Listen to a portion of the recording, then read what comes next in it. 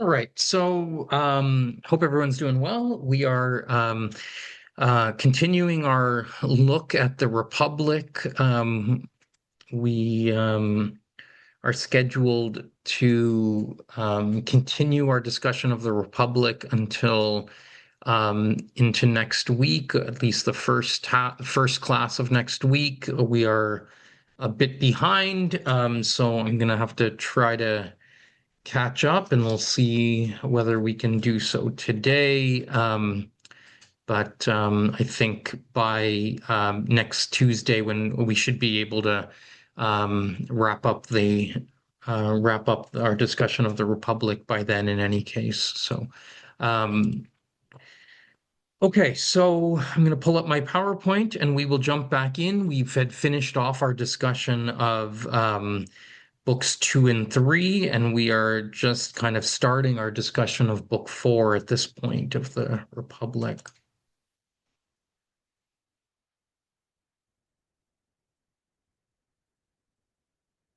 Okay, so we left off just kind of thinking about these big questions that the arguments in books 2 and 3 pose for us, whether intentionally or unintentionally. These are the kinds of questions that, um, again, either Plato intended for us to be thinking about, or that he was grappling with here, but also questions that scholars and other readers of this text have grappled with after having read it. These are just some of the big questions, and they are, of course, many of them are questions that relate to our big theme for this half of the course, which is the relationship between morality and politics. And that is a great deal of what Plato is concerned about here, because what we have seen is that basically the task that Socrates and his conversation partners have set out to discuss here in this conversation is around how to create a just city. And by just, they don't just mean a city where what we think of as like the justice system works well, but they're thinking more broadly about justice as a kind of a deep sense of morality. How do you create a truly moral and righteous city?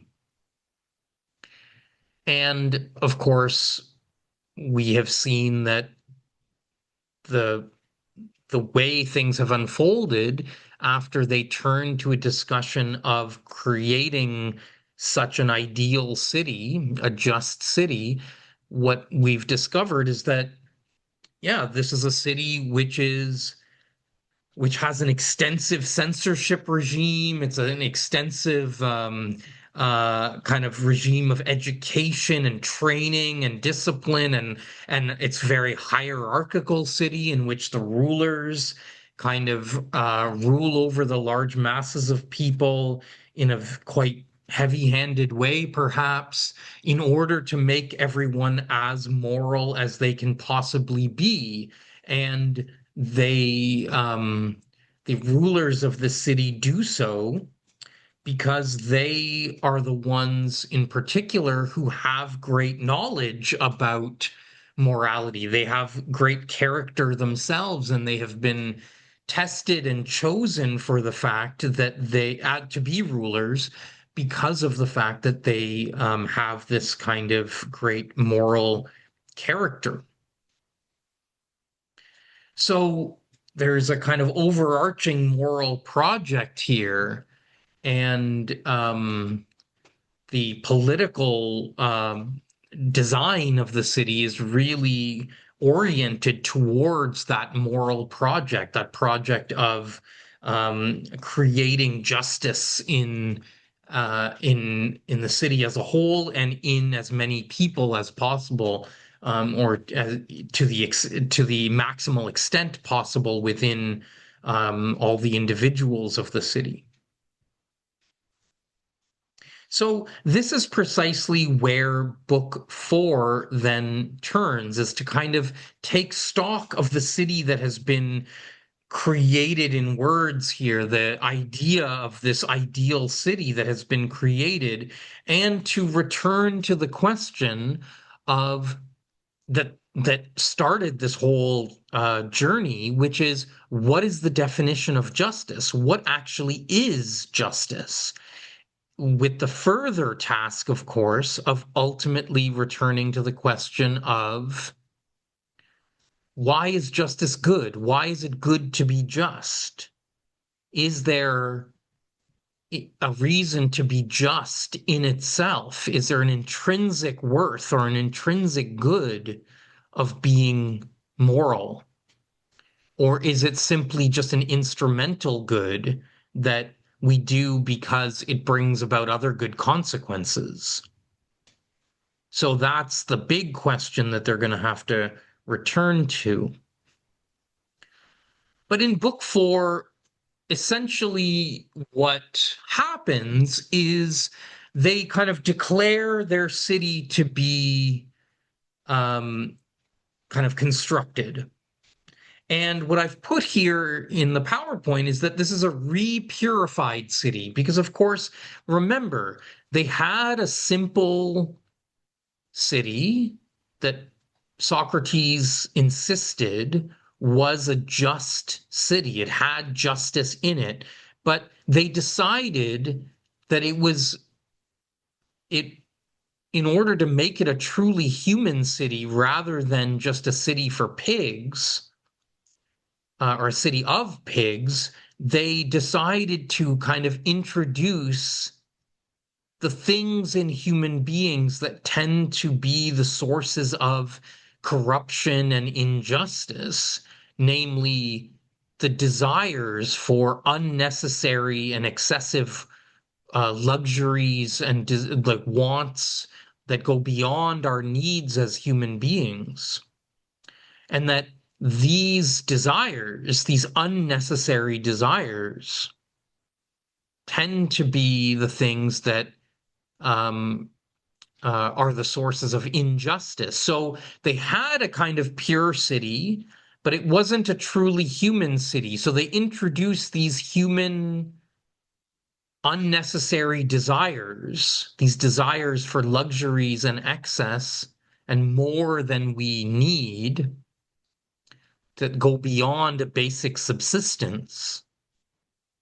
And then they had to figure out how to re-purify that city, how to make it just, even with these human inclinations towards luxury and excess and injustice.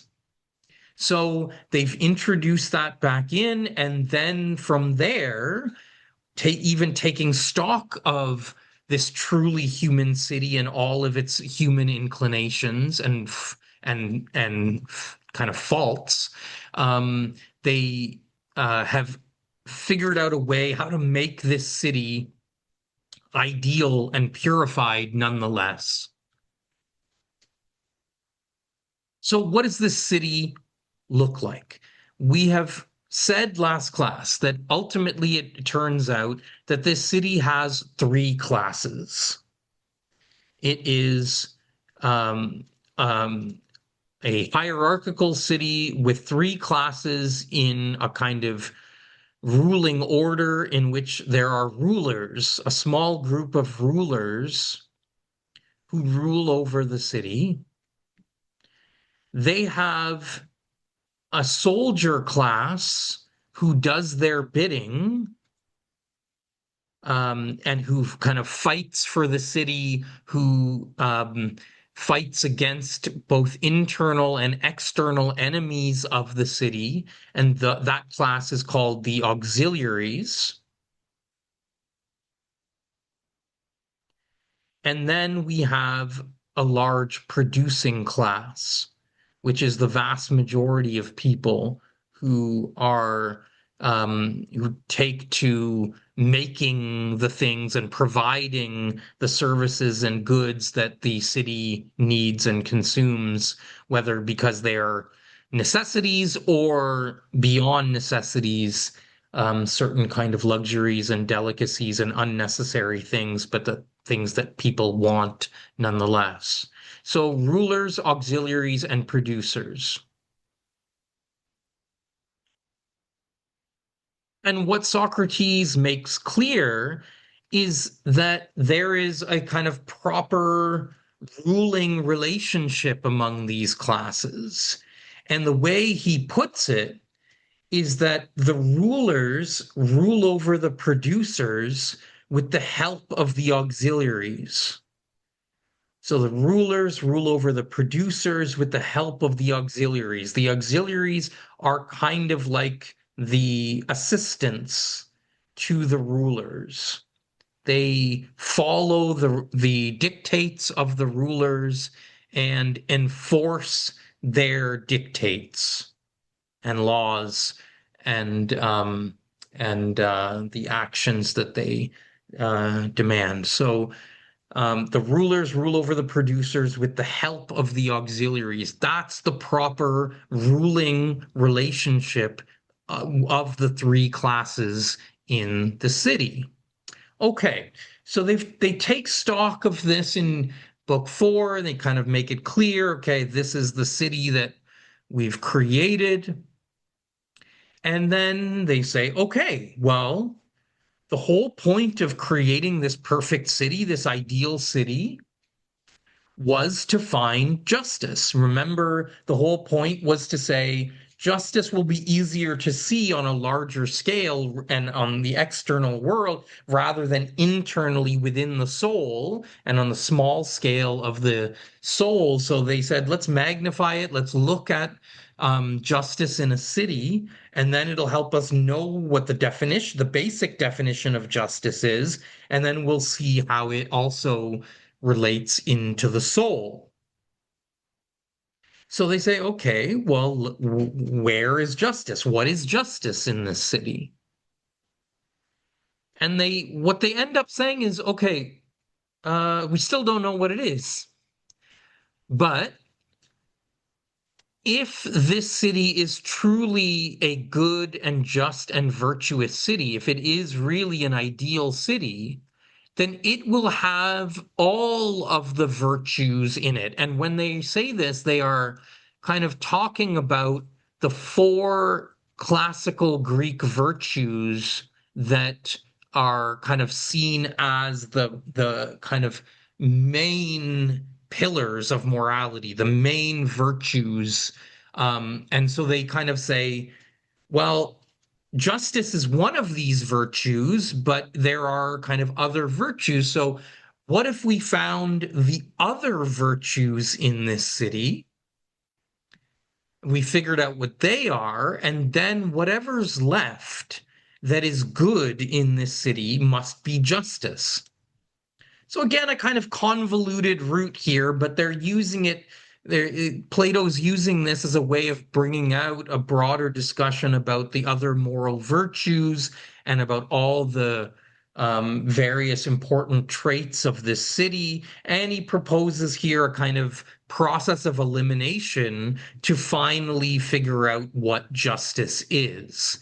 Let's figure out all the other all the other virtues in the city, and then whatever's left that we haven't addressed that is good about the city, that is a virtue of the city, that is going to be justice. So they kind of propose this way of discovering justice ultimately. And so they say, okay, let's figure out the other virtues of the city. What are they, and where do they exist in the city? Where are they located in this city? So the first virtue they discuss is wisdom. Say wisdom is a crucial virtue that this city possesses, and it is they say, okay, well, what's the kind of meaning of wisdom? And Socrates basically thinks about it and comes to and basically what he ends up saying, in essence, is that wisdom is to know, is to know, is to have a broad sense of what is good for you, or in this case, what is good for the city. He talks about it in kind of a convoluted way. He talks about it as a knowledge of ruling. But really it's a knowledge about ruling because it's a knowledge about what is good for the city. So wisdom is the virtue of kind of knowing what is good for you, to have that sense of your purpose, what serves you, what is good for you. And so this is the basic idea of wisdom. And they say, well, where's wisdom located in the city? And they say, okay, well, actually, wisdom is, of course, located in the ruling class. The rulers are the ones who possess wisdom because that's why they've been chosen, because they have proven to be the ones who know the good of the city. They put the city first, the interest of the city. That's what they've been tested and chosen on the basis of. And so they possess wisdom. They know the good of the city. So wisdom is knowing what is good for the city, and it is located in the ruling class. Okay, and they say, okay, well, what's the next virtue? And the next virtue is courage. Courage is a crucial virtue of the city. And they say, okay, well, what's courage? And Socrates offers a kind, again, all of these are kind of articulates them in kind of curious ways, but about courage, he says something like, oh, well, it's a knowledge about what is to be feared, what is to be treated as a threat. And so there's a sense of, okay, it's a knowledge of your enemies or what is to be feared and what is to be protected. And we kind of talked about that earlier when they had talked about the traits of a good guard dog. They had talked about that that knowledge that a guard dog has. And so they kind of say, yeah, well, it's a knowledge of what is to be feared and what is not to be feared. That's what courage really is. Okay, and where's courage located? And they say, well, courage is, of course, located in the auxiliaries. The auxiliaries are the ones who kind of bring the real courage of the city. They fight against the enemies, they protect the city against the things that are to be feared, and and so the auxiliaries are really the ones who um, bring the courage to the city. Okay, so they've got, okay, we're on a roll. We've got two virtues here. And what's the third? The third virtue to say, okay, the third virtue, of course, is temperance. Sometimes it's translated as moderation by translators of Plato. And so they say, okay, temperance. What's temperance or moderation? And the idea here is that, okay, well, temperance, moderation is a kind of balance. It's a kind of harmony among the different parts of something. It's a kind of steadiness. It's a kind of things working together in in a proper way. So they kind of use the metaphor of like musical harmony. It's like when high, medium, and low notes are all kind of working together nicely and sound good together. They're kind of consonant with one another. And so temperance is that kind of virtue of kind of staying within yourself, knowing your role in the whole. We think of moderation or temperance when we use those words, we think of it as a kind of balance or a kind of uh, staying within a kind of middle, avoiding extremes, kind of. So this is the idea of like staying in your lane, staying in your proper place, but in relation to the others and other parts. So this harmony, this balance is temperance. And the kind of particular definition that Socrates gives to temperance here is to say that, oh, yeah, well, temperance is kind of like the acceptance of the the parts of the city and the proper roles and ruling relation of each. So it's kind of like every part of the city accepting the other parts of the city and who should actually rule the city and who should be ruled. So it's accepting the proper ruling relationship of the city, that the rulers rule over the producers with the help of the auxiliaries. So high, medium, low, accepting that relationship. That's kind of temperance. Say, okay, well, where is temperance located in the city then?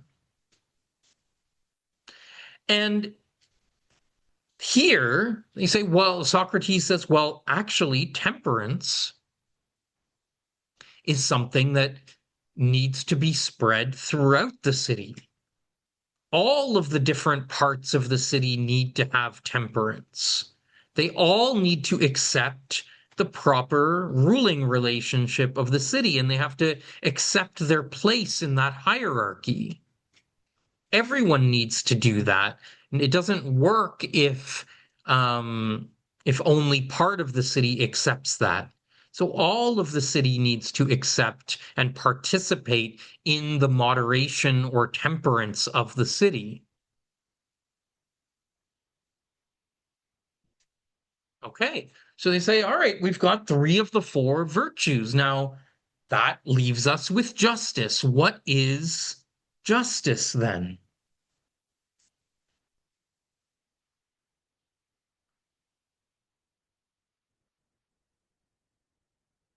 And finally, Socrates has like a kind of light bulb moment here in Plato's rendering.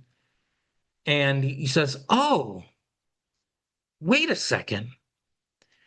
Justice was what was there all along. Remember, Socrates had insisted that even that simple early city, the city of pigs that they had ultimately moved beyond, but he had insisted that that simple city had justice in it. And here he comes back to this point. He says, justice is what was there all along. Justice was the the principle on which we founded the whole city. Well, what was that? Well, recall, they had argued that the city is created because people are not self-sufficient. They have particular traits and aptitudes and talents, and they need other people who have different traits and talents and aptitudes to do their part while I do my part, and we all kind of share together the fruits of our own labor, and together we become self-sufficient as a whole. And they say, oh, well, justice was that principle of every person doing only what they are best suited to do and not kind of meddling in other kinds of work. Letting others do what they're best suited to do while I do what I'm best suited to do. That is basically justice. Justice is kind of this principle of a kind of division of labor and specialization and sticking to the task that I am kind of suited to do and not doing other things. Hey, I mean, seems kind of, again, it seems kind of odd. It's kind of a quite a strange definition of justice and feels almost anticlimactic. Like we've been waiting for this big definition of justice, and here we are with this basic kind of principle of specialization or division of labor, doing what you're best suited to do, fulfilling your own nature. It's kind of seems like an odd definition. It's been there all along. It's kind of didn't sound like it was a principle of justice, but Socrates says that's what justice was this whole time. It was that principle of every part doing what it is naturally suited to do, fulfilling its nature and not doing meddling in other kinds of work or tasks, not avoid, in other words, it's a principle of avoiding what you are not naturally suited for. So that is justice. And so they say, okay, well, that's then what we've been looking for this whole time. That's kind of, and they say, okay, now where's justice located? And once again, they say, well, justice again is a principle everyone in the city needs to have. Everyone needs to participate in this virtue of justice in the sense that everyone agrees and understands that they need to specialize and to do only what they are suited to do, what the gods have kind of tasked them to do, and not anything else. So that again is a trait like temperance that needs to be spread throughout the city. All the classes of the city need to have some semblance of justice and temperance. Whereas wisdom and courage are more specialized virtue that the rulers and the auxiliaries have. Now, if we, to kind of tie back to our discussion from last class, it's kind of, if we've been kind of following along, we can think back to that myth of the metals, which they ended book 3 with. And remember, the myth, that noble lie, that grand lie that was told to the people, the whole point of it was to get people to accept the hierarchy of the city and to accept the fact that they had been given one specific metal by the gods to fulfill, that designated a task for them. So the myth of the metals, in other words, is, if we kind of connect it back to that, it is it is a story that actually helps the city to have temperance and justice, how they have now defined it. The task of the myth is precisely to get people to accept the proper ruling relation and hierarchy of the city, to help that bring that harmony to the city, and to introduce that principle of specialization, that everyone has one task and one task only, given by the metal in their soul, to fulfill. So temperance and justice are taught, they are kind of spread through the city through this myth? Okay, so we've got a basic sense of justice now and where it is located. Now, all of this then leads back to the question of, okay, so we've figured out what justice is. It is doing what you are naturally best suited to do and not meddling in other kinds of work. And so, what is injustice in this city?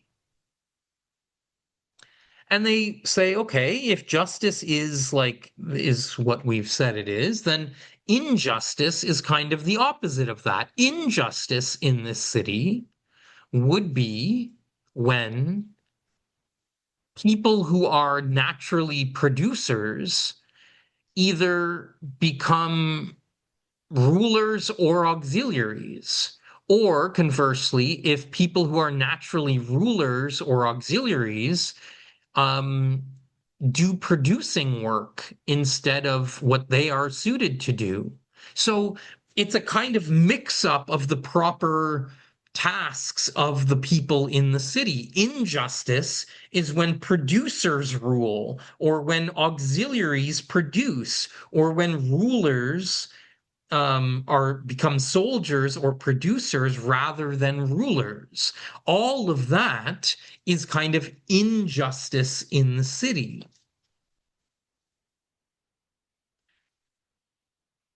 That's, what an unjust city would look like. One that has a mixed up kind of ruling relation and hierarchy there, where the wrong people are doing the wrong tasks.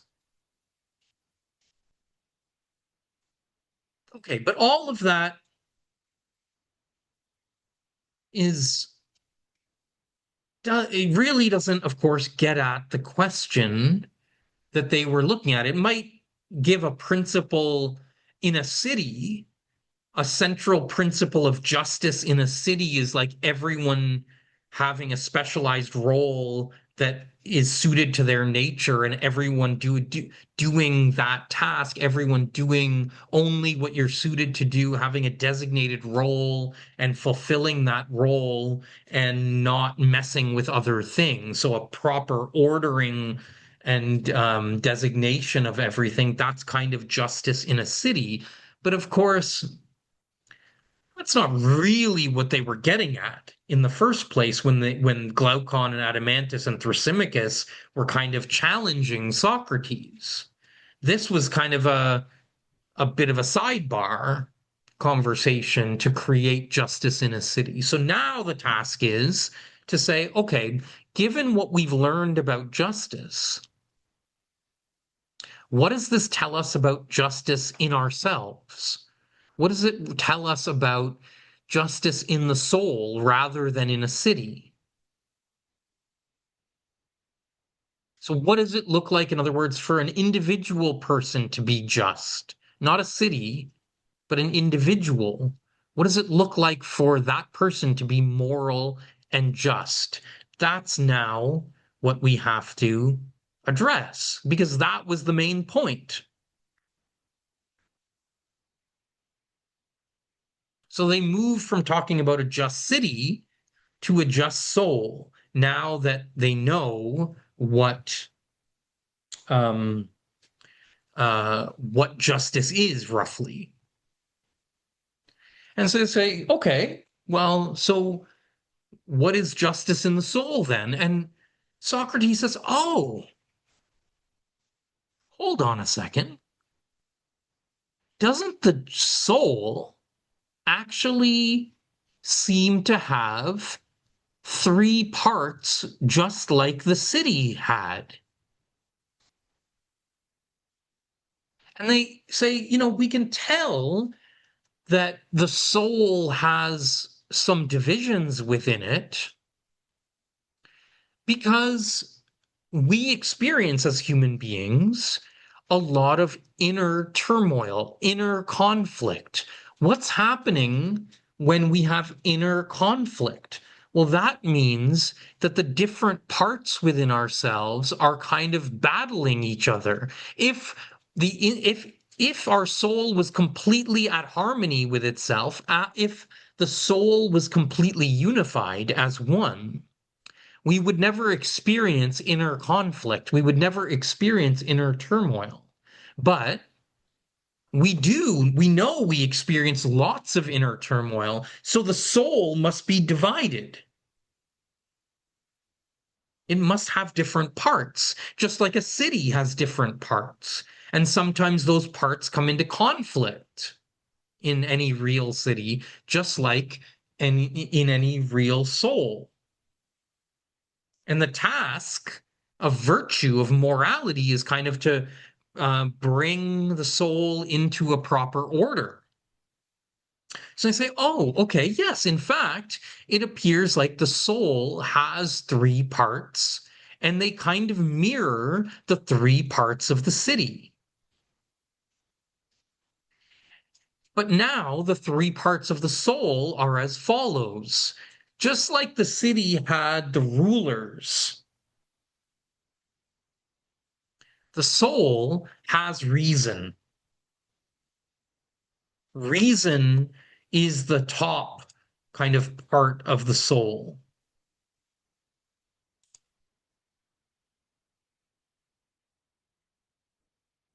And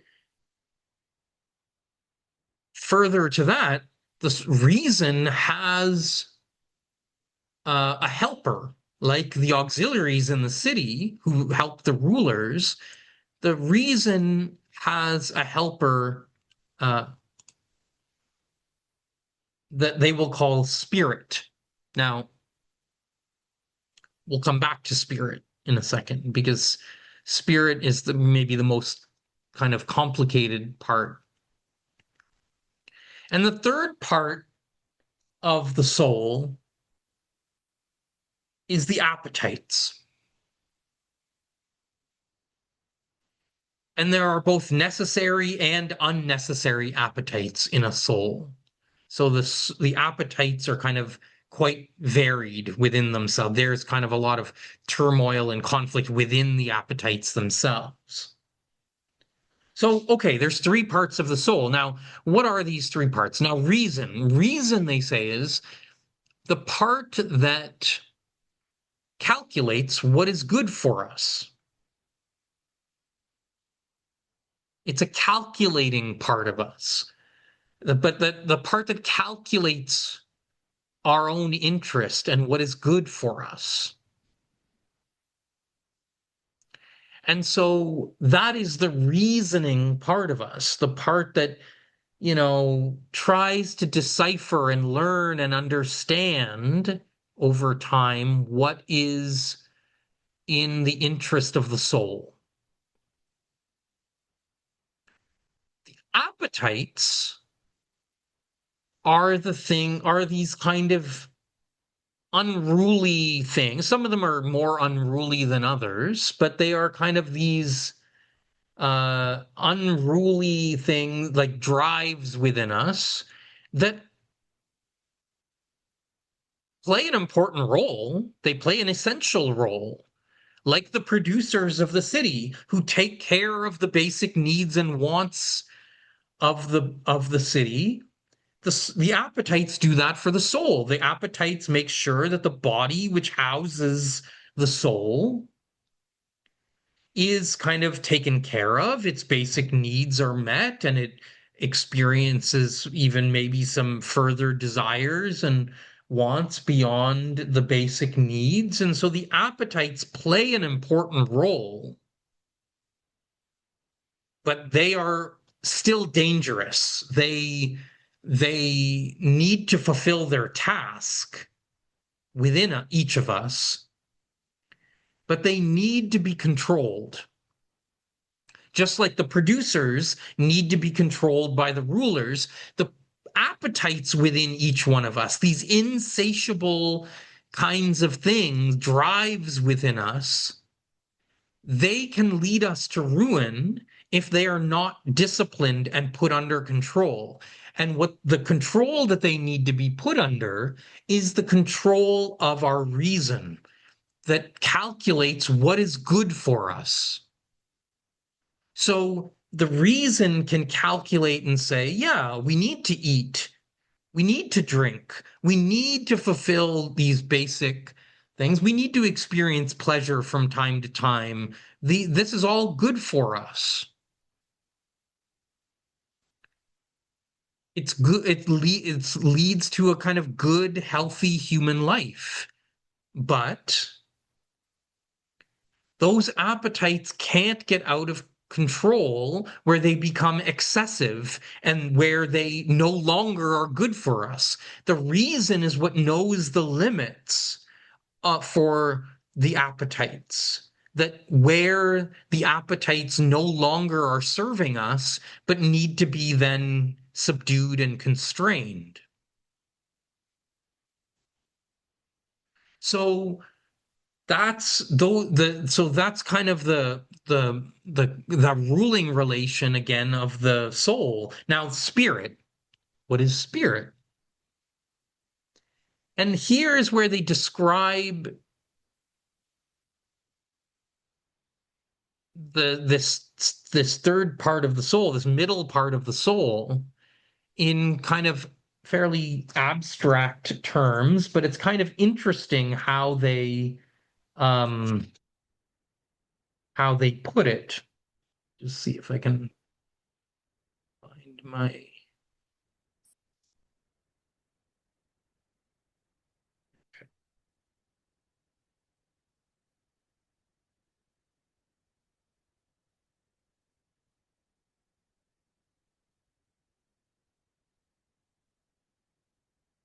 Okay, so let me just kind of read part of the text where they describe these different elements of the soul. So this is 439D.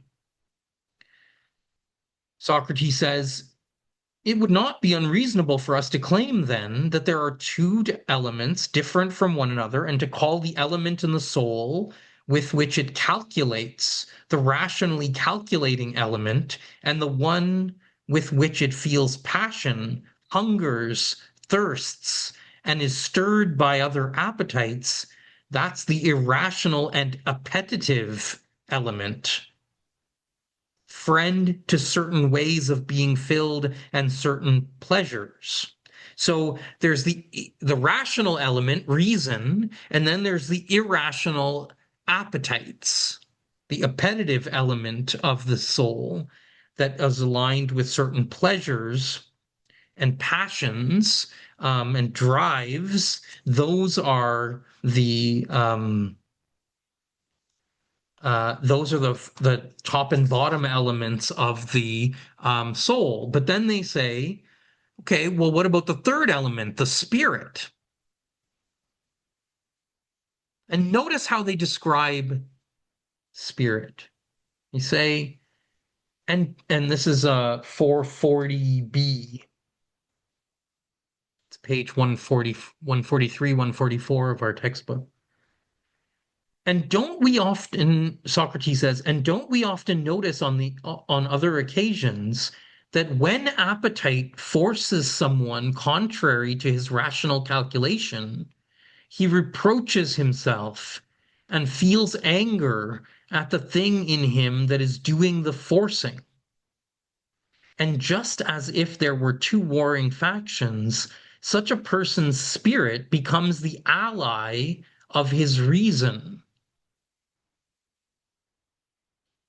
But spirit partnering the appetites to do what reason has decided should not be done, I do not imagine. Anyway, sorry, probably more than it's necessary there. The key point there, they say, spirit is the part that gets mad when appetite forces us contrary to our reason.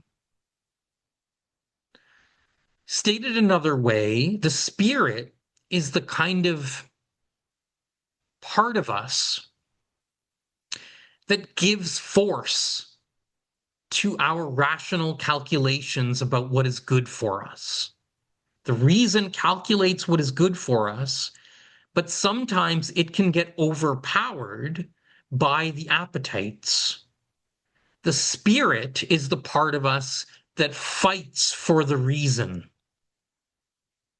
It gives force to what our reason tells us is good for us. So just imagine they're putting for us a kind of situation in which we all can understand. We've all experienced probably many times, if not all the time, where our appetites want something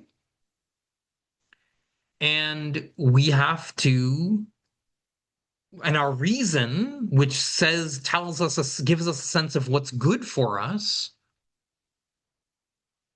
is kind of trying to tell us something else.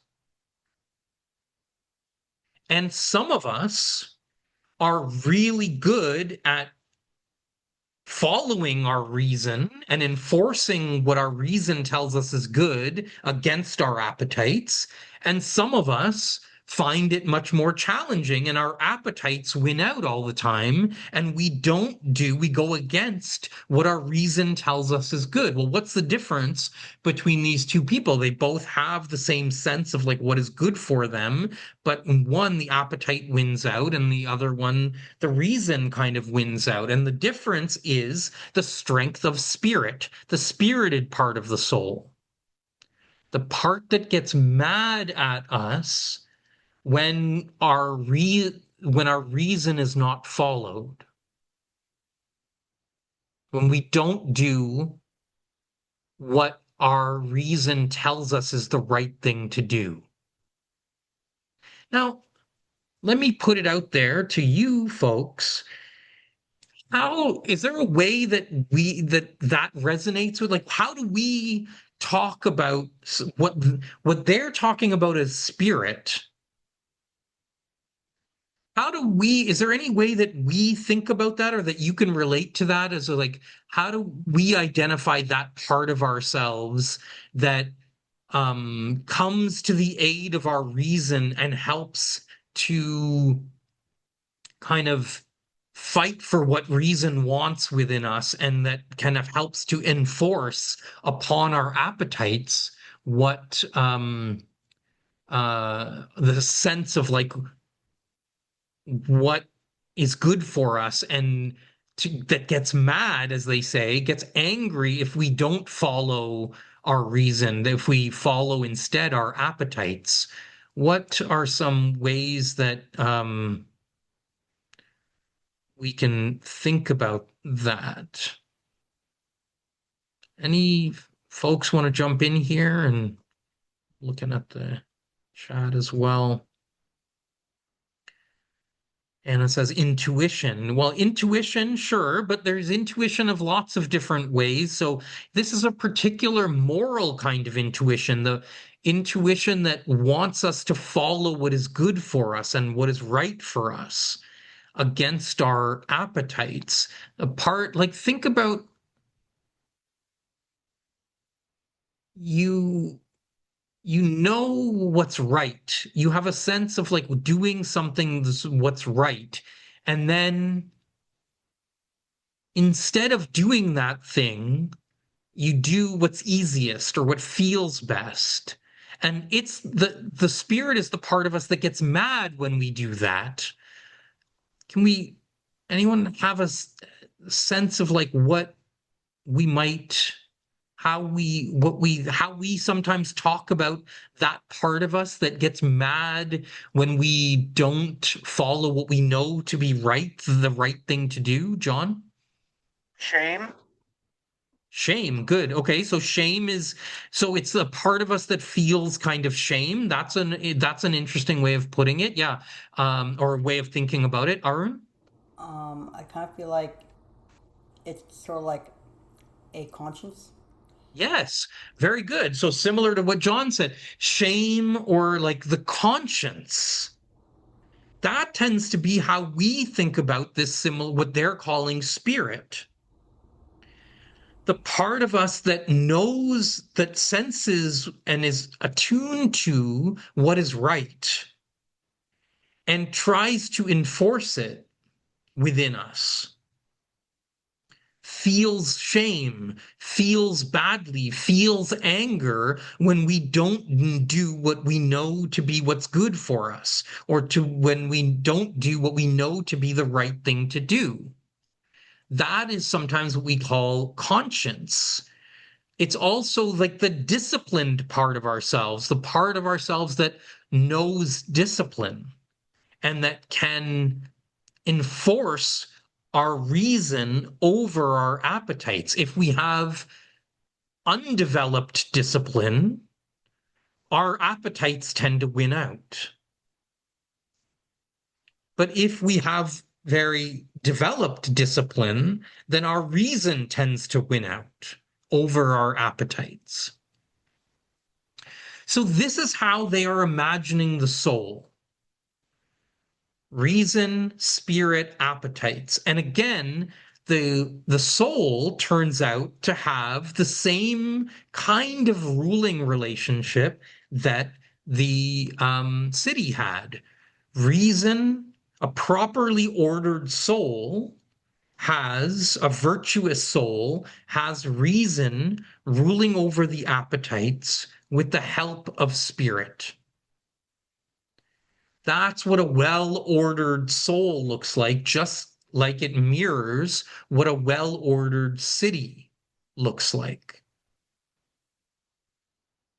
Okay, so this is now getting towards the question of like what of the soul, and the question of like justice in the soul, and and why the soul needs to be just. So let's take our break. We're due for that. Let's take our 10 minutes and come back at 1:35, and we will pick up the argument here and finish up the themes of book 4 and move on to books 5 and 6. Okay, so let's just pause here and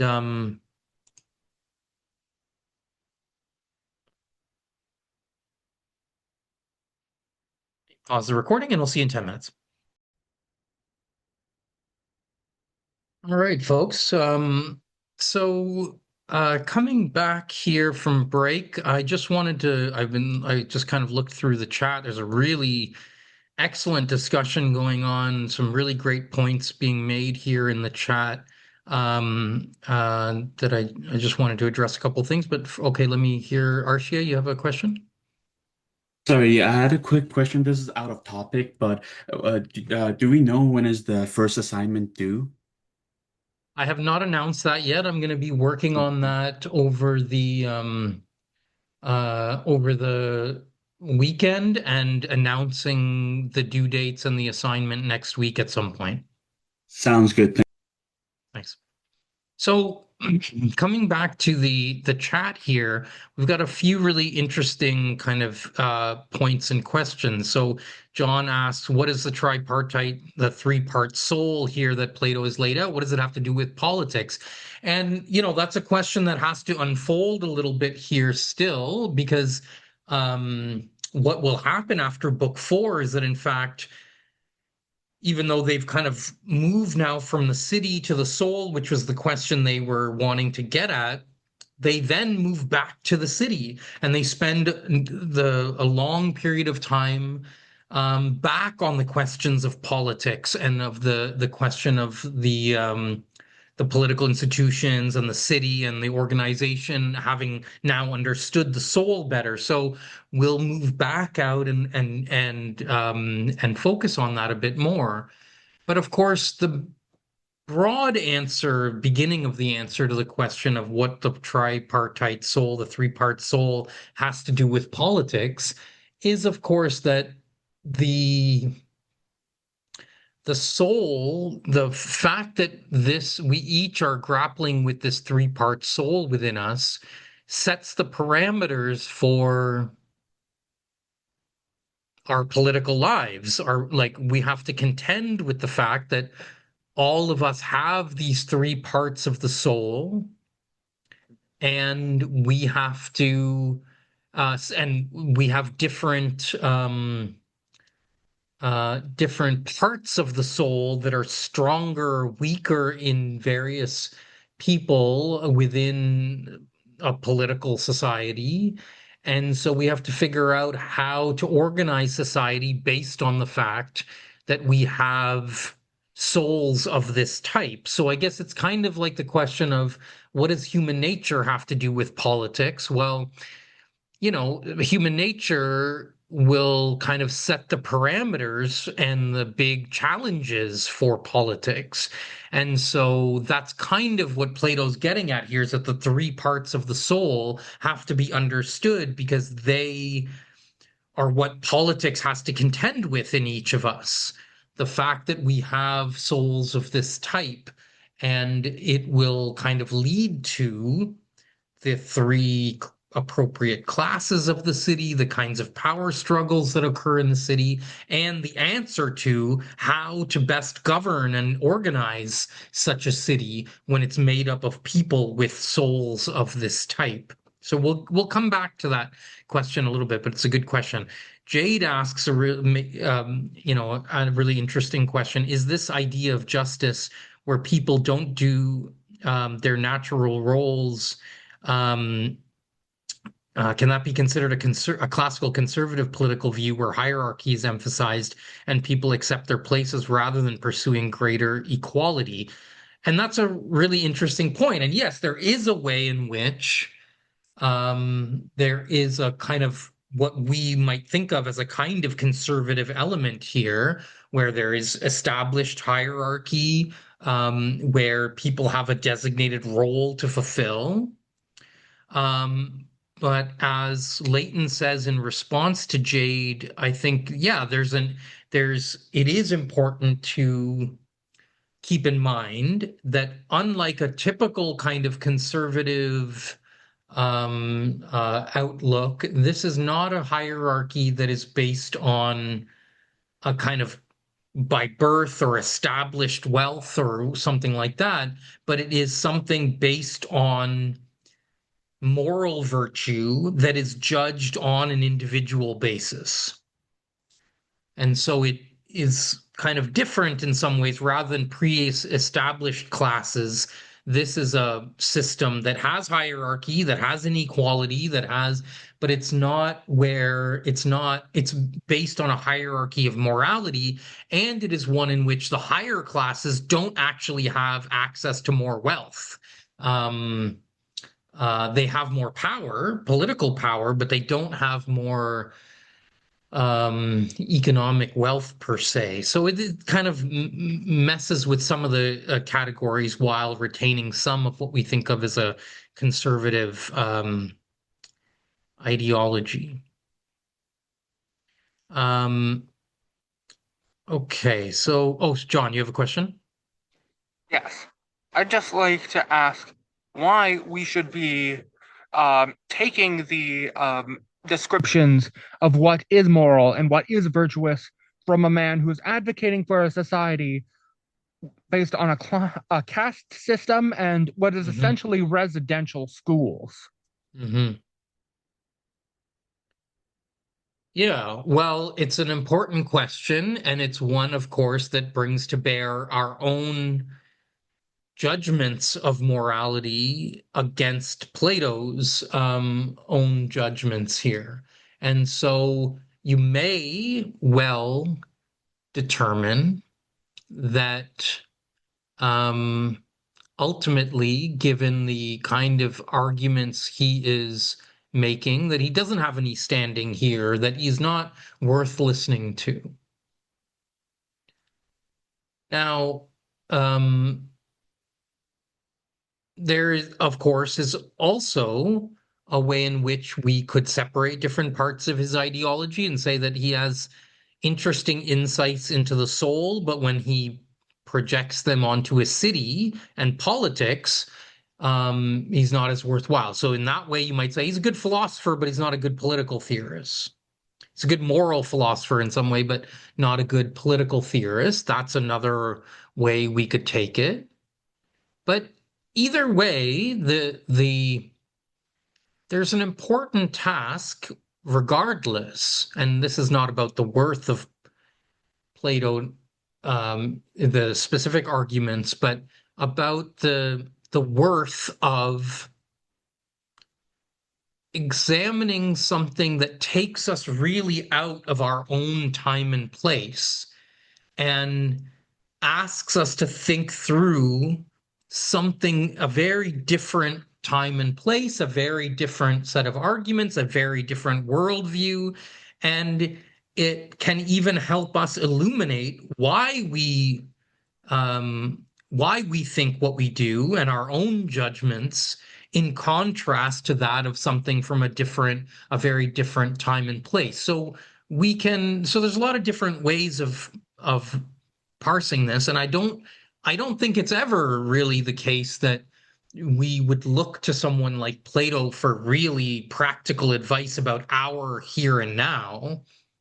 But nonetheless, we can use this text as a way of kind of thinking about the big questions that are important to us, and to even help us to hone our own arguments about what we believe in response to what we maybe even find troubling or even abhorrent in Plato's thought, by having to figure out what we agree with, what we disagree with.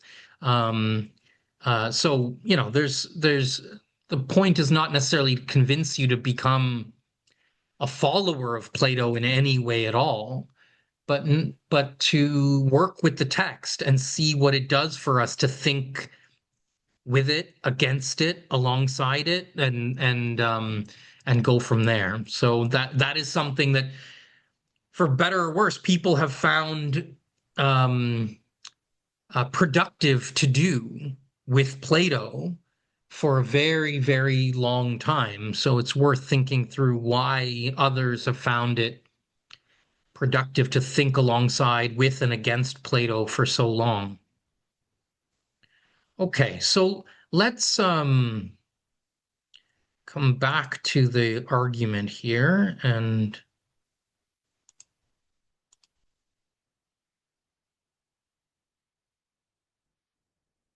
okay, so we've got our three-part soul.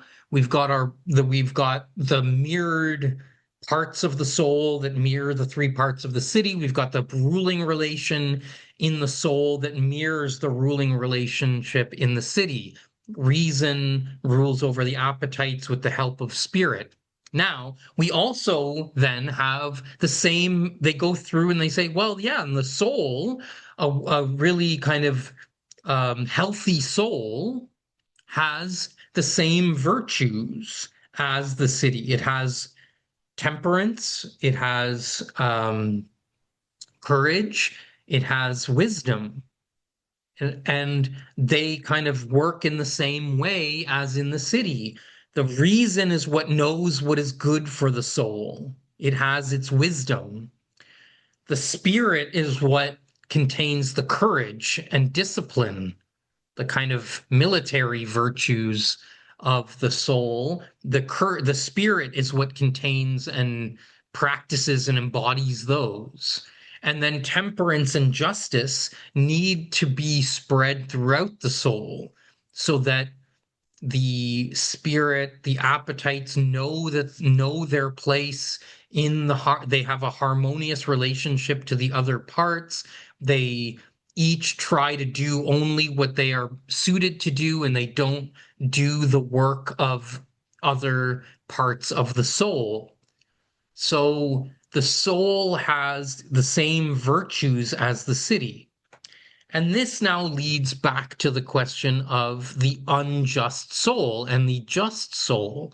So Plato is telling us here, and by the end of book 4 kind of starts to spell this out, that a just soul is one in which, again, the appetites serve their role, but they're not out of control. they fulfill their proper role and function, but they're not ruling the soul. The reason is ruling the soul.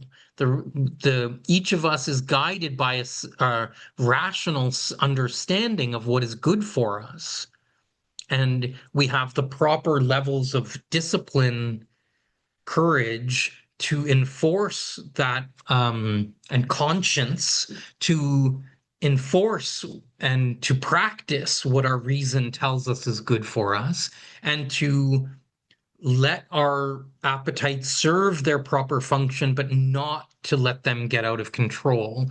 That is a kind of just soul where the rational part rules, the spirit guards the soul and enforces the dictates of reason, and the appetites serve some of the basic wants and needs of the body, but they don't rule the soul. They simply drive us to have basic physical desires and wants to be met.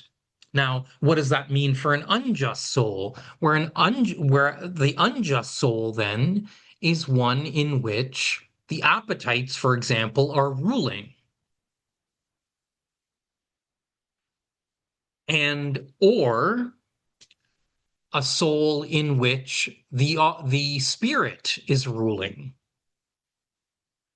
Now, the appetite's ruling is one that is probably pretty easy for us to imagine, where the appetites are in charge. We don't do what is right for us or good for us, but instead we just seek pleasures and pleasure fulfillment at all times. We have no impulse control. We live a kind of hedonistic life that is not healthy, that is not good, is not rational, but is one in which we just seek pleasure after pleasure, and to our own detriment. That's kind of one example of an unjust soul for Plato. And then, of course, there's the example of like a soul that is ruled not by its appetites, but it's ruled by its spirit. Can anyone think of a way that you might articulate that? Like, it's kind of easy to imagine a hedonistic life of pleasure seeking, and and where the appetites are out of control. That's kind of pretty easy to imagine for us.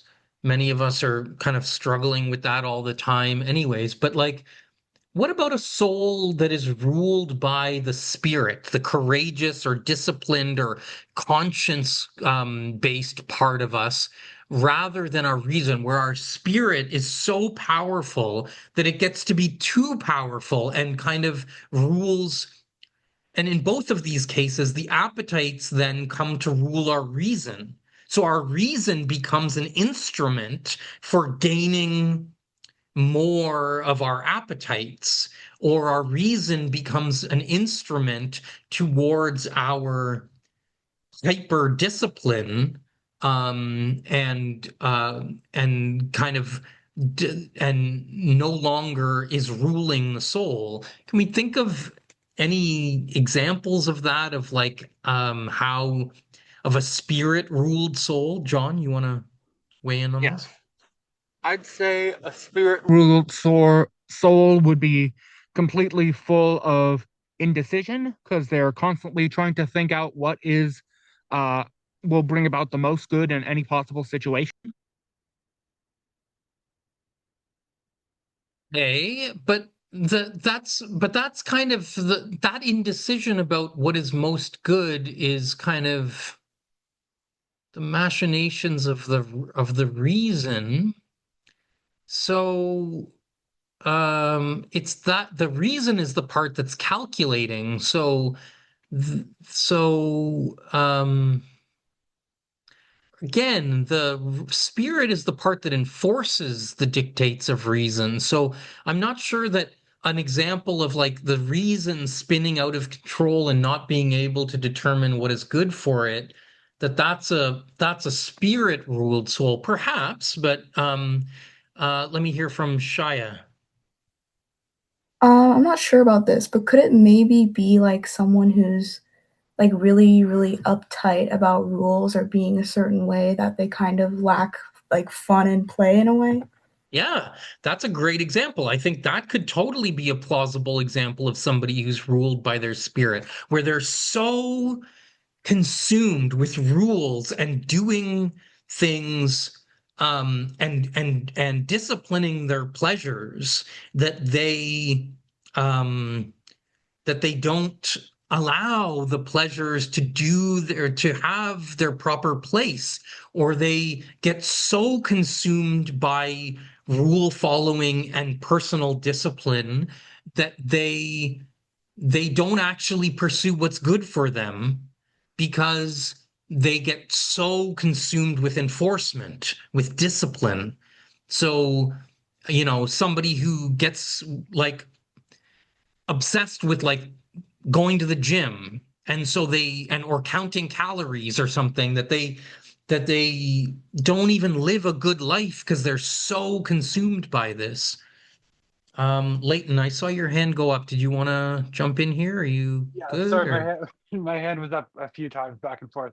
yeah? Um, I kind of it brings to mind of somebody who's like so obsessive with religion that they forget to live within the joy that's commanded to give them. So it's sort of going off what was just previously said there, but yeah, so obsessive Yeah, yeah. with doctrine, religion, or practice that you actually lose the joy and the passion and the beauty in life.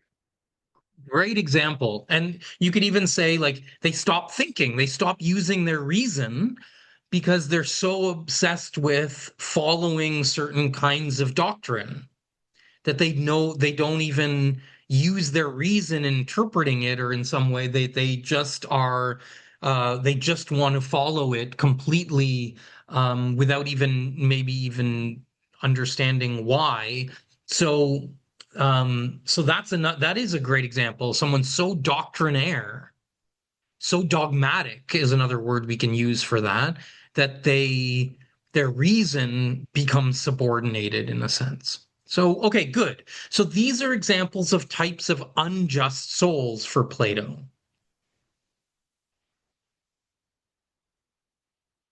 Now, finally, by the end of book four, although it will not be satisfying, they say, okay, so we finally done what we set out to do. We figured out what a just soul is. So why should we be just? Is justice intrinsically valuable? Is do we have a reason to be just, even if, say, we could get away with injustice in, say, the like if we had a kind of ring of invisibility, like the ring of Gyges, do we have that possibility? Sorry, John, I'm just gonna push ahead here so we keep going. I'll come back if we have time after. Um, uh, do we have a reason to be good? And Socrates ends book four by kind of saying, well, it's almost like it's kind of almost, obvious at this point, or it's not even something that like really requires an answer. If justice, if injustice overturns the very constitution of the soul, the proper constitution of the soul, how could that ever be good for us? And so he kind of says that could never be, it could never bring happiness. It could never be something desirable to have our soul completely corrupted and overturned. But of course, he says he kind of leaves it there, and they bracket the question again. And in fact, they don't really come back to it until the end of book 9. You'll see in the syllabus, I've only asked you, I've kind of eliminated most of book 9, but I've asked you to read a short section from the end of book 9. And that's where they finally really fully come back to the question again of why we should be just. What is the goodness, the value of justice in the soul? So the question of why an individual should be just and why justice is intrinsically valuable is only very briefly considered at the end of book 4 and then deferred until book 9. But we can start to get the sense here of what Plato is getting at, that our soul has a type of constitution, and that if we live unjustly, it kind of messes up the whole proper ordering and constitution and roles and parts of our soul. And if that happens, whatever external things that happen beyond that is kind of inconsequential if our soul has been overturned. Nothing of external value, external consequences could really matter if our soul has become corrupted. So that's where he'll leave the argument for the moment, and we'll come back to it when we get to book 9. But you can start to see the beginnings of his answer to the question. Now, let me turn to book 5. And I've only asked you to read a part of book 5, actually going into part of book 6. But I do want to point out a certain discussion in book 5 that it may not even be included in the section of book 5 that I assigned. I was trying to cut down on the amount of reading that you had to do, but I do think it's important, and I did address it in a previous class, to highlight here the argument that Plato makes regarding women in the ideal city. And we addressed this, I think, last class in response to a question from somebody that I just wanted to make clear and lay out the argument that Plato makes about women in the just city or the ideal city. And what Plato does is he affirms a kind of strict gender binary and does kind of insist that women are, on the whole, kind of weaker than men. He makes this claim in book 5. And so, but he's contending with the concerns of Glaucon and Adeimantus, who say, well, you need to explain this, like this whole, you talked about all these crazy arguments about people living in common and sharing children in common, and like what did all that kind of mean? And Plato says, and in the course of that, he says, he starts addressing the question of women, and he says, yes, he says women are, they're different from men, they're weaker than men, but he says that gender difference between men and women does not actually matter very much for the division of labor in the city. And he contends that the different natures, skills, and talents are distributed similarly, roughly equally among women as they are among men. So women also have they have the talents and natures that men do for ruling, for guarding, for producing. And so, and certain women are better suited to ruling, and certain women are better suited to guarding and soldiering, and certain women are better suited to producing. And so you have women that belong in each of the three classes.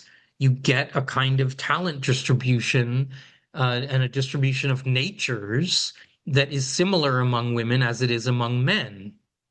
As such, he argues that women must be permitted in every class of the city as producers, auxiliaries, and rulers. So Plato makes an argument that was pretty radical for his time, that even though he does still maintain this kind of strict gender binary about between men and women, and he does contend that women are kind of a weaker sex in a sense, but he nonetheless argues that women should and must be part of every part of the city, including the ruling class and the soldier class.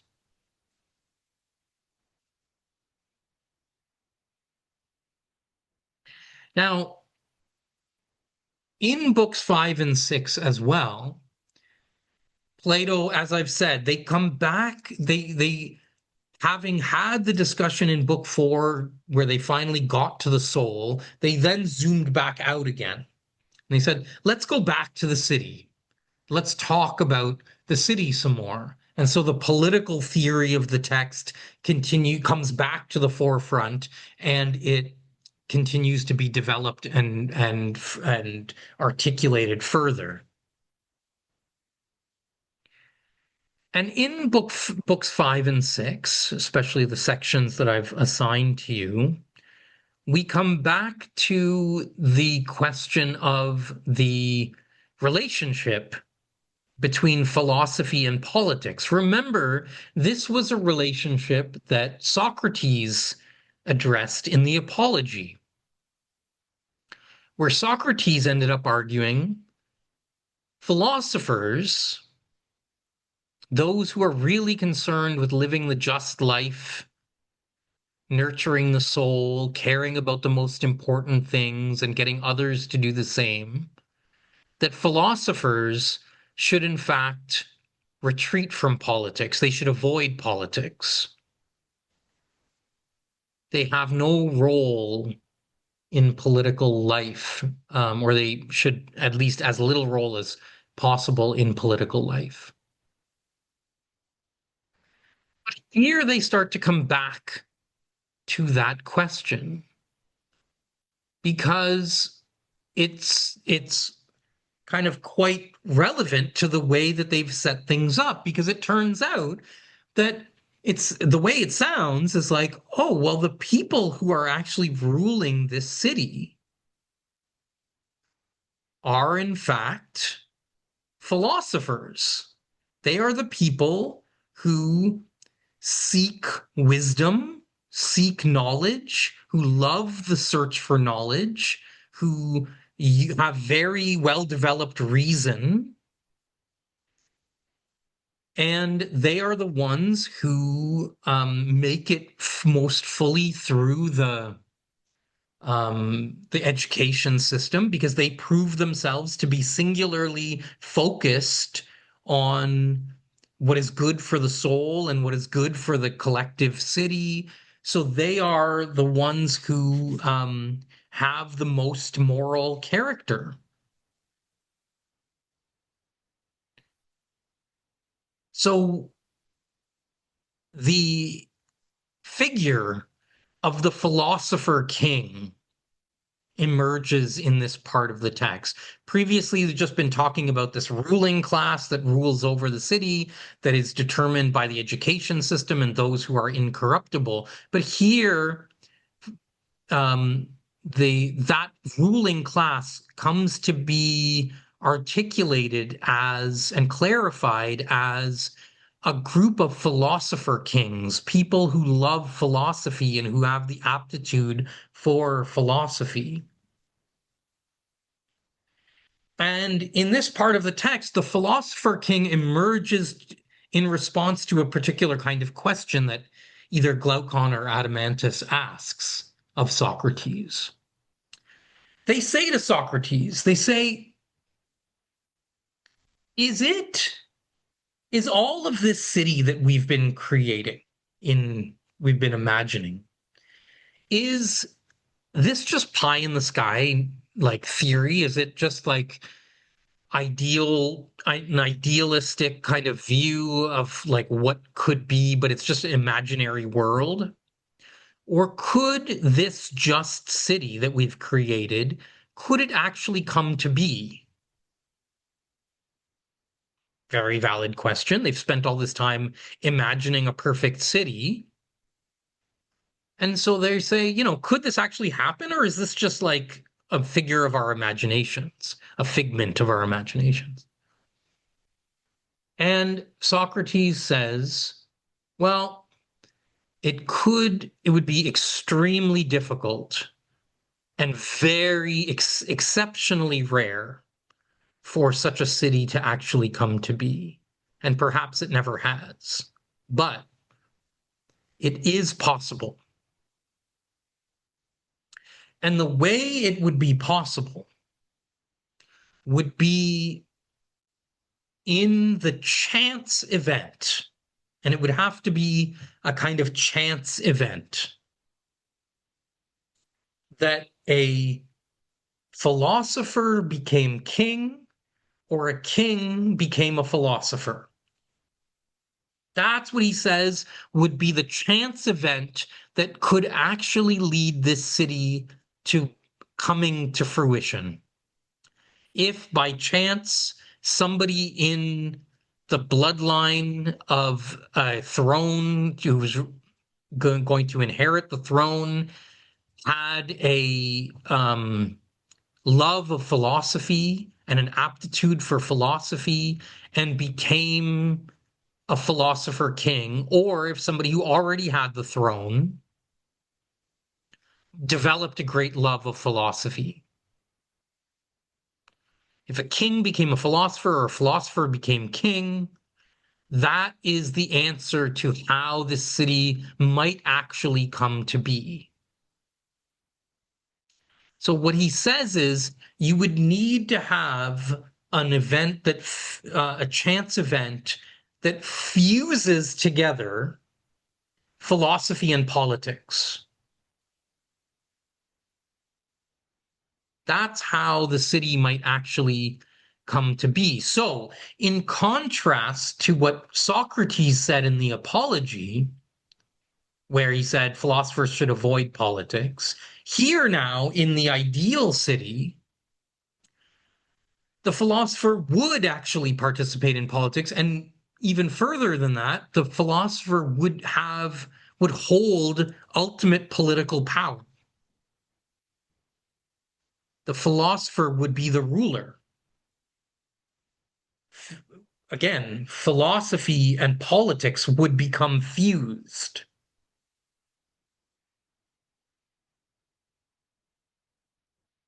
So, who is the philosopher? What is a philosopher? This person who, in a chance event, might take political power or have political power and might be able to create the perfectly just city. Well, a philosopher is, for Plato, is the lover of knowledge, the one who possesses and practices wisdom. Again, that is the knowledge of what is good for the city. That person who has that deep innate sense of pursuing, understanding what is good for the city and has the discipline and understanding to pursue it, to always put it first, and does not put their own personal interest first. And they do this because they have the proper model of justice for the city. They have that already within their own souls. So they have a properly ordered soul themselves, and therefore they have a model inside them upon which to base their rule of the city. They can create the proper laws and education for others because they have what Plato calls here a clear model of justice in their own soul. So that is the philosopher who should be the ruler of this perfect city. But at this point, Glaucon and Adeimantus say, wait a second, wait a second. If our friends or our, fellow citizens of Athens would hear you say that a philosopher should rule, they would laugh you out of the room. They would think this is completely crazy. Because they would say philosophers are either evil or useless. Again, we've talked about the fact that a lot of people in Athens associated philosophy with sophistry, this manipulative rhetoric to manipulate the public and lead the public astray according to their own individual gain rather than the public good. So they think philosophers are either evil or they think that they're useless. They think that they're good for nothings. So they ask Socrates, if philosophers should rule, why are most of them either useless or evil? And so Socrates uses this occasion to kind of talk about the difference between how philosophy exists in the real world and how philosophers exist in the real world versus how they ought to exist in this ideal city. And he goes through a number of kind of ways of making the argument here. On the first point of the philosophers being useless, Socrates says, we can understand why people don't appreciate philosophers through a metaphor. And he brings this metaphor, very famous metaphor, of the city as a ship. And he says, the city is like a ship where there's the ship owner. And we'll have to unpack the meaning of this metaphor, but the city is like a ship where there's the ship owner who he says is bigger and stronger than everybody else. Or not, is kind of like big, he's like bigger, he's kind of oafy. He describes him as like he doesn't have good senses, he can't see or hear very well, but he's like bigger than everybody else. And but he doesn't have good judgment, he doesn't have good senses. That's the ship owner. And then there are all of these sailors who are clamoring for the ship owner to turn the ship over to them. They want to run the ship, but they have no knowledge of how to do so. They don't know how to guide the ship. They don't know how to captain the ship. They don't even know where the ship is going. They have no proper sense of this, but they fight over power. They fight to woo the ship owner, to win the favor of the ship owner, and they throw each other overboard. They fight with one another. They fight and kill one another, the sailors amongst themselves, to try to become captain of the ship, to try to get the ship owner to make them the captain. The ship owner doesn't have the skills to captain the ship, and the sailors don't have the skills to captain the ship. Neither of them knows how to run the ship. And down on the deck of the ship is this figure of the stargazer, this person who's down on the the deck of the ship, looking up at the stars, studying the stars, and studying how to navigate the ship. That stargazer is the only one who actually knows how to captain the ship.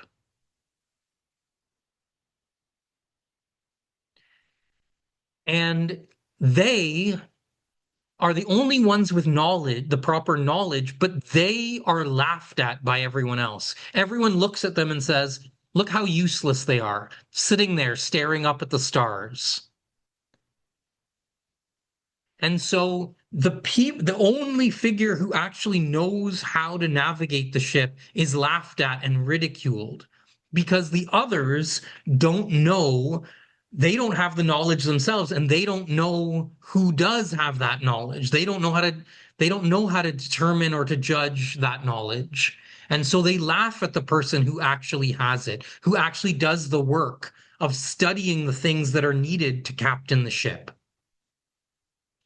And so we've got a metaphor here, an extended metaphor of the city, the ship owner, the sailors, the stargazer. The stargazer is clearly the philosopher, the one who actually has knowledge of how to steer the city, but who and of the good of the city, but isn't considered worthy of anything.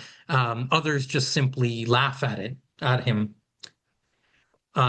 So that's the stargazer, but there's these sailors, there's this ship owner. Maybe I'll leave you with that metaphor, and we can come back and unpack the metaphor a bit more at the beginning of next class.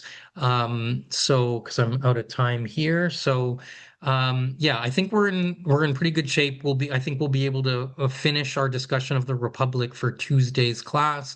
So please do make sure you're on top of the reading. And as somebody asked earlier, I will be working on your first assignment, and we'll announce that at some point next week. So be looking out for that as well. Okay, so we'll come back to this, and I've seen that there's been a bunch of activity in the chat. If folks need to go, please feel free, but I will stick around and I'll continue recording here to look at the chat and to answer any questions. So John, you want to ask a question while I start to look at the chat here as well? Yes, about the idea of the philosopher king. Does it take into account that just being knowledgeable and being wise doesn't immediately translate into knowing how to rule properly, knowing what to do in certain situations, knowing proper foreign policy and logistics for a nation? Yes. Does it take into account that once a philosopher gets into politics and becomes a ruler, that means significantly less time for them to actually be a philosopher and focus on increasing their wisdom? Yes, good question. So yes, and Socrates does, or Plato does address that in the text. He ends up talking about through kind of book 7, basically a process of like many decades that the philosopher will train for decades and decades, and they will train in philosophy first for a very long time, and by philosophy they mean kind of all kind of mathematics, and like so they will train in all aspects of reason for a very long time, but then at a certain point in their training, a crucial part will become practical training, where they will have to learn the arts of government and of rule. And they will have to practice that. And so Plato lays out a whole kind of decades-long process of both study and then practical skills building that will take and I think I mentioned this in a previous class, at some point he alludes to the fact that it would be like at least 50 years. Nobody would be a philosopher king until a full training process until they were in their 50s, because they would have to learn not only all of philosophy, but then they would have to then do this practical training in government and rule. So, and some of this argument is made kind of metaphorically in the discussion of the cave, which we will talk about next class. But yes, that's basically, it's a good question, and that's roughly the beginnings of Plato's, how he responds to that. Let me just look at the chat here. Yes, John, every year there are folks that make it who have, taken some psychology courses or studied some psychology who make the connection between Plato's arguments here and the kind of psychological principle of the id, ego, and superego. So yes, there's clearly a lot of resonance here. That every year folks make that connection in this class. So that's a important thing to flare connection to make that you can think through further. Yeah, so Plato's got a kind of a kind of similar thing to early feminism where it's like almost there. You're kind of make some you tie certain feminist principles to certain kind of more conservative principles, and yeah, that's kind of what Plato has done here as well. Marcus Aurelius, a close example of a philosopher king. I mean, yeah, it's an interesting example that you could think through. It's in more directly, it's interesting that Plato ends up being the teacher to Aristotle, and Aristotle ends up becoming the teacher of Alexander the Great. So Alexander the Great is a student of Aristotle, so he's much more directly an example of a kind of potentially you could take as an example of someone in the lineage of a philosopher type king.